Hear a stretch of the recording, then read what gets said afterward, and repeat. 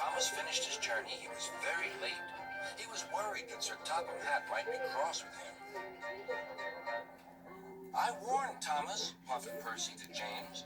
"He's been late one time too many. He'll be in trouble now." But next morning, when Thomas picked up his passengers, Sir Topham Hatt was nowhere to be seen.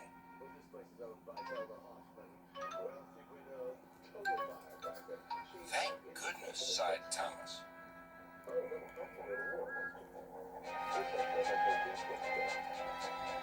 Thomas knows every part of his branch line.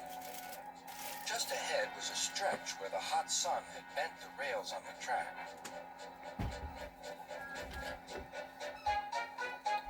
"Careful, Thomas," called his driver, but it was too late.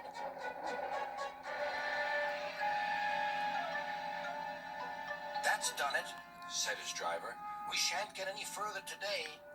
"But what about my passengers?" asked Thomas. "Don't worry, they'll be looked after," replied his driver. While workmen repaired the line, Thomas had to shunt freight cars in the yard. Bertie came to see him. "I understand you need my help again." "Yes, Bertie," replied Thomas sadly. "I can't run without my rails." Bertie set off to collect Thomas's passengers.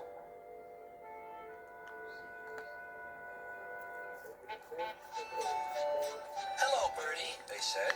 "We're glad you're here." Bertie drove along the road that runs by the railway. He stopped at each station along the line. Sometimes he stopped between stations to let people off closer to their homes. Thomas felt miserable.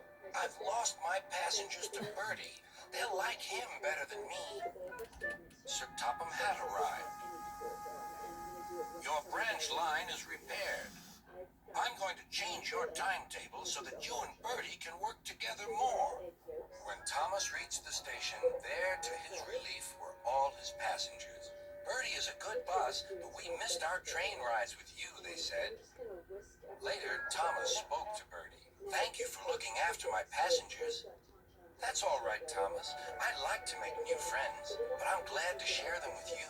"You're a good friend indeed," replied Thomas, "and always will be."